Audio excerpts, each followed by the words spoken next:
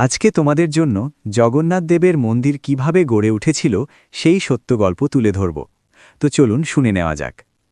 পুরীর জগন্নাথ ধামের ইতিহাস হাজার বছরের প্রাচীন, যা রাজা ইন্দ্রদ্যুম্ন এবং নীলমাধবের উপাখ্যানের সাথে জড়িত। দ্বারকানগর ধ্বংসের পর শ্রীকৃষ্ণের চিতাভস্ম থেকে প্রাপ্ত কাষ্ঠখণ্ড দিয়ে মূর্তির রূপায়ণ হয়। এই মন্দিরের রহস্যময় অলৌকিক কাহিনী, রথযাত্রা এবং কালা পাহাড়ের আক্রমণ সহ নানা ঐতিহাসিক তথ্য নিচে বিস্তারিত আলোচনা করা হল। ১, ২ এখানে মূল কাহিনীটি বিস্তারিতভাবে তুলে ধরা হল। ১. সৃষ্টির পৌরাণিক কাহিনী, নীলমাধব উপাখ্যান। রাজা ইন্দ্রদ্যুম্ন ও নীলমাধব। সত্যযুগে মালব রাজা ইন্দ্রদ্যুম্ন ভগবান বিষ্ণুর পরম ভক্ত ছিলেন। তিনি খবর পান যে নীলকণ্ঠ বা নীলমাধব নামে বিষ্ণুর এক রূপ বনবাসী শবরদের দ্বারা পূজিত হচ্ছেন। বিদ্যাপতির অনুসন্ধান। রাজা তার পুরোহিত বিদ্যাপতিকে নীলমাধবের সন্ধানে পাঠান। বিদ্যাপতি শবররাজ বিশ্বাবসুর কন্যা ললিতাকে বিবাহ করেন এবং নীলমাধবের দর্শন পান। মূর্তি স্থাপন। রাজা ইন্দ্রদ্যুম্ন নীলমাধবকে দেখতে না পেরে হতাশ হন। তখন স্বপ্নদেশ পান যে দ্বারকা উপকূল থেকে ভাসমান কাষ্ঠখণ্ড বা দারু খুঁজে বের করতে হবে।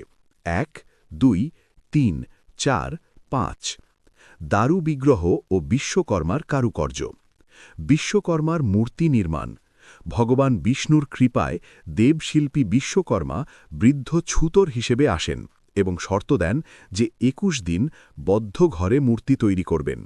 কিন্তু ১৫ দিনের মাথায় অধৈর্য হয়ে রাজা দরজা খুলে ফেললে বিশ্বকর্মা অদৃশ্য হয়ে যান এবং অসম্পূর্ণ অবস্থায় জগন্নাথ, বলরাম ও সুভদ্রার মূর্তি রয়ে যায়। দারু ব্রহ্ম। এই কাষ্ঠ নির্মিত মূর্তিতেই কৃষ্ণ জগন্নাথ রূপে পূজিত হন। ১, ৬, ৭ জগন্নাথ মন্দিরের রহস্য ও অলৌকিকতা। বাতাসের বিপরীতে পতাকা। মন্দিরের চূড়ায় পতাকা সবসময় বাতাসের বিপরীত দিকে ওড়ে। সুদর্শন চক্র। পুরীর যে কোনো স্থান থেকে সুদর্শন চক্রের মুখ সবসময় আপনার দিকেই মনে হবে। পাখি ও বিমান। মন্দিরের ওপর দিয়ে কোনো পাখি বা উড়োজাহাজ ওড়ে না। মহাপ্রসাদ। মন্দির থেকে সিংহদ্বারে ঢোকার সময় সমুদ্রের গর্জন শোনা গেলেও ভেতরে আর শোনা যায় না। এছাড়া মহাপ্রসাদ কখনো নষ্ট হয় না। ৮, ৯ ঐতিহাসিক আক্রমণ ও রথযাত্রা। কালা পাহাড়ের আক্রমণ। ১৫৬৮ সালে বাংলার কররানী রাজা সুলাইমান খান কররানীর সেনাপতি কালা পাহাড় পুরীর মন্দির আক্রমণ করেছিলেন। বন্ধ রথযাত্রা। এই আক্রমণের পর প্রায় ৯ বছর ১৫৬৮ থেকে ১৫৭৭ রথযাত্রা বন্ধ ছিল। ১০ রথযাত্রা উৎসব।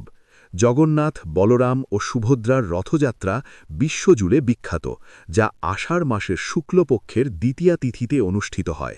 ৬ পুরীর জগন্নাথ মন্দির কেবল একটি মন্দির নয়, এটি ভারতীয় সংস্কৃতির এক জীবন্ত অলৌকিক ইতিহাস, যা আজ পর্যন্ত ভক্তদের মুগ্ধ করে চলেছে। ৮ আর যদি আমার ভিডিওটি ভালো লাগে তাহলে লাইক, শেয়ার ও কমেন্ট করতে ভুলবেন না।